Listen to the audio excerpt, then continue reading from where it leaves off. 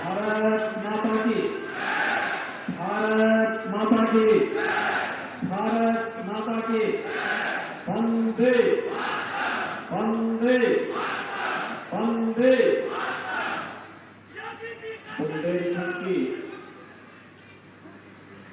9 प्रमुख योजनाओं के लोकार्पण और शिलान्यास कार्यक्रम के लिए वीरभूमि महोबा में उपस्थित भारत सरकार के सड़क परिवहन राजमार्ग मंत्रालय के माननीय मंत्री आदरणीय श्री नितिन गडकरी जी,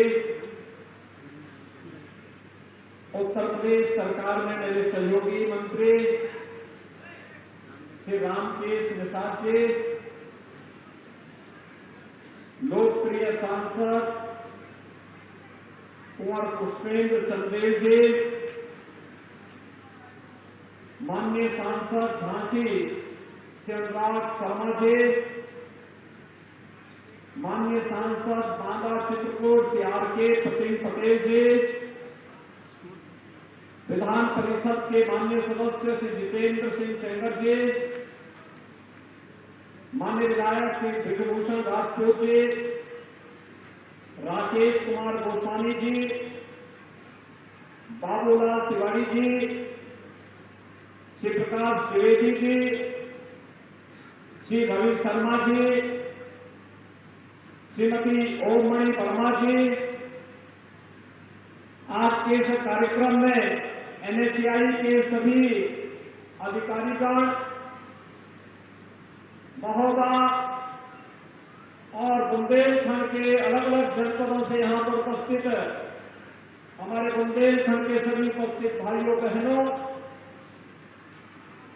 वीरभूमि बुंदेलखंड में मैं भारत सरकार के लोकप्रिय और यशस्वी मंत्री, जिन्होंने देश के इंफ्रास्ट्रक्चर को आदरणीय प्रधानमंत्री जी के विजन के अनुरूप एक नई पहचान दी है, आदरणीय नितिन गडकरी जी का आप सबकी ओर से, प्रदेश की जनता जनार्दन की ओर से हृदय से स्वागत करता हूं और अभिनंदन करता हूं।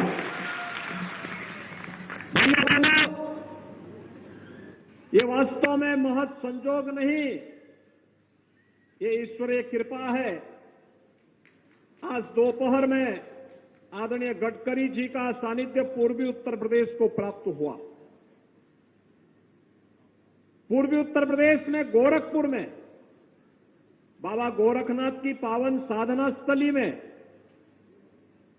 बलरामपुर, सिद्धार्थनगर, महाराजगंज, बस्ती, संत कबीर नगर, कुशीनगर, देवरिया, गोरखपुर, इन सभी जनपदों से जुड़ी हुई 10,000 करोड़ रुपए की परियोजनाओं का लोकार्पण और शिलान्यास का कार्यक्रम आज वहां पर संपन्न हुआ। और महोबा भी तो बाबा गोरखनाथ की ही पावन साधना स्थली है।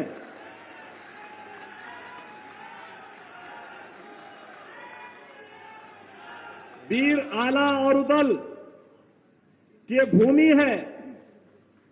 और मुझे बताया गया कि गोरखगिरी में अब तो पर्यटकों की संख्या पहले की तुलना में 3 गुना से अधिक बढ़ चुकी है। और जब रोपवे बन जाएगा तो ये और आगे बढ़ जाएगा। अभी वहां पे लाइट एंड साउंड का कार्यक्रम चल रहा है, और भी सुविधाएं वहां बढ़ेंगी। लेकिन भाइयों बहनों, ये संजोग है कि विकास की अपनी आधुनिक सोच के साथ आदरणीय गडकरी जी ने देश के इंफ्रास्ट्रक्चर को आधुनिक इंफ्रास्ट्रक्चर के रूप में बदल करके देश की अर्थव्यवस्था की रफ्तार को देश के दुनिया के अंदर सबसे बड़ी अर्थव्यवस्था के रूप में स्थापित करने के लिए जो योगदान दिया है वो अविस्मरणीय है और अभिनंदनीय भी है। और इस अवसर पर जब बुंदेलखंड को यह उपहार मिल रहा है तो सचमुच हर बुंदेलखंड वासी इसके लिए आह्लादित है। ये 9 बड़ी परियोजनाएं हैं जिनमें 3500 करोड़ रुपए की लागत या तो उन पे खर्च हो चुका है या फिर खर्च होने वाला है। आप देख सकते हैं जब कनेक्टिविटी बेहतर होती है, इंफ्रास्ट्रक्चर का योगदान विकास के लिए वैसे ही होता है जैसे हमारे शरीर के लिए हड्डियों के ढांचे का होता है। आप सोच सकते हैं अगर हमारे शरीर में हड्डियां नहीं होती तो शरीर की क्या स्थिति होती? वह स्थिति विकास के लिए होती है और विकास को द्रुत गति से आगे बढ़ाने के लिए इंफ्रास्ट्रक्चर जिस बड़ी भूमिका के साथ आगे बढ़ रहा है वह अभिनंदनीय है। आज हमारा बुंदेलखंड बहुत आगे बढ़ चुका है। आदरणीय प्रधानमंत्री जी के विकास के विजन को जमीनी धरातल पर उतारने के लिए जो कार्य हुआ है, भाइयों बहनों, हम सब जानते हैं बुंदेलखंड एक्सप्रेसवे पूरे बुंदेलखंड की एक लाइफलाइन बन चुकी है। बुंदेलखंड में हर घर नल की योजना आज साकार रूप ले रही है। बुंदेलखंड में डिफेंस कॉरिडोर एक नए सिरे से दुश्मन को दहलाने के लिए अपने आप को तैयार कर रहा है। और यही नहीं, अभी तो इस बार के उत्तर प्रदेश शासन के बजट में भी हमने बहुत कुछ दिया है। झांसी के लिए एक औद्योगिक डेवलपमेंट अथॉरिटी के निर्माण के लिए 6000 करोड़ रुपए की व्यवस्था हमने केवल झांसी के लिए की है। बुंदेलखंड एक्सप्रेस हाईवे को झांसी तक ले जाने की भी तैयारी कर ली है, उसके लिए भी पैसे की व्यवस्था की है। और बुंदेलखंड एक्सप्रेसवे को चित्रकूट तक पहुंचाने का काम भी हम लोग करने जा रहे हैं और बांदा से चित्रकूट के बीच में भी हम लोग एक नए औद्योगिक डेवलपमेंट अथॉरिटी के निर्माण की कार्रवाई को आगे बढ़ाने जा रहे हैं। बुंदेलखंड एक्सप्रेस हाईवे पर 2 नए औद्योगिक क्लस्टर विकसित करने के लिए भी धनराशि की व्यवस्था हम लोगों ने की है। इसका मतलब अब हमारे बुंदेलखंड के युवाओं को नौकरी और रोजगार के लिए बुंदेलखंड के बाहर नहीं जाना पड़ेगा। बुंदेलखंड में जो उद्योग लगेंगे, दुनिया नौकरी करने के लिए बुंदेलखंड में आएगी और बुंदेलखंड के नौजवानों को तो खैर यहां पर नौकरी और रोजगार मिलेगा ही मिलेगा। उस रोजगार और नौकरी की संभावना को आगे बढ़ाने के लिए ही ये इंफ्रास्ट्रक्चर लेकर के आज आदरणीय गडकरी जी आपके बीच में आए हैं। भाइयों बहनों, हमें विकास को हमेशा प्राथमिकता देनी चाहिए। जो लोग विभाजन की राजनीति करते हैं वे लोग सचमुच देश के विकास को बाधित करते हैं, युवाओं के सपने को दूषित करते हैं, अन्नदाता किसानों के उत्थान में बाधक बनते हैं, माताओं और बहनों के विकास को अवरुद्ध करते हैं। हमें इस प्रकार की नकारात्मक सोच को दरकिनार करते हुए विकास की सकारात्मक सोच के साथ आगे बढ़ना है और आज इसके लिए बुंदेलखंड को 3500 करोड़ रुपए की 9 परियोजनाओं की सौगात देने के लिए आदरणीय गडकरी जी का यहां आगमन हुआ है। अभी पिछले दिनों आदरणीय गडकरी जी ओरछा में भी आए थे। ये पहली बार हुआ है जब कोई केंद्रीय मंत्री 1 महीने के दौरान 2 बार बुंदेलखंड का दौरा कर रहा हो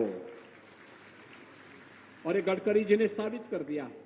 उत्तर प्रदेश को दृष्टि अगर आप देखेंगे तो गडकरी जी का 1 महीने के अंदर 4था दौरा है। इस 4थे दौरे के कारण आज उनका मैं एक बार फिर से बुंदेलखंड की धरती पर स्वागत करता हूं। ओरछा के कार्यक्रम में मुझे भी शामिल होना था, लेकिन उस समय बाबूलाल तिवारी जी हमारे एमएलसी का चुनाव लड़ रहे थे। इनके चुनाव के आचार संहिता के नाते बुंदेलखंड में आचार संहिता लागू थी, हम लोग उस समय उसमें कार्यक्रम में शामिल नहीं हो पाए। मैं आभारी हूं आदरणीय गडकरी जी का कि उन्होंने कहा कि नहीं, यूपी के बुंदेलखंड के लिए अलग से कार्यक्रम देंगे और उसके लिए महोबा को चुना। वीरभूमि में आज विकास एक नई रफ्तार के साथ आगे बढ़ रहा है।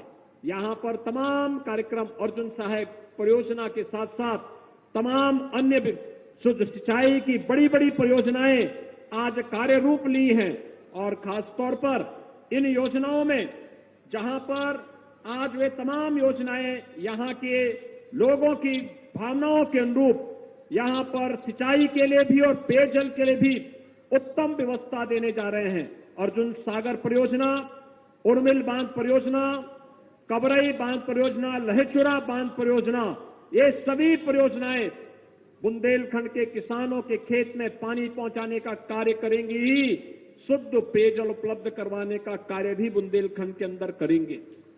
और ग्लोबल इन्वेस्टर समिट ने तो अकेले बुंदेलखंड के लिए 4,30,000 करोड़ रुपए के एमओयू अकेले बुंदेलखंड के लिए हुए हैं, बुंदेलखंड में निवेश के लिए। और महोबा में अकेले महोबा के लिए 24,000 करोड़ रुपए के निवेश के प्रस्ताव प्राप्त हुए हैं। कोई सोचता था बुंदेलखंड में निवेश होगा, लेकिन भाइयों बहनों, ये इंफ्रास्ट्रक्चर और बेहतर कानून व्यवस्था की स्थिति आज आपको विकास की एक नई ऊंचाई की ओर पहुंचा रहा है। मैं इस अवसर पर आप सबकी ओर से, पूरे प्रदेशवासियों की ओर से आदरणीय गडकरी जी का हृदय से स्वागत और अभिनंदन करते हुए अपनी वाणी को यहीं पर विराम देता हूं। धन्यवाद। जय हिंद।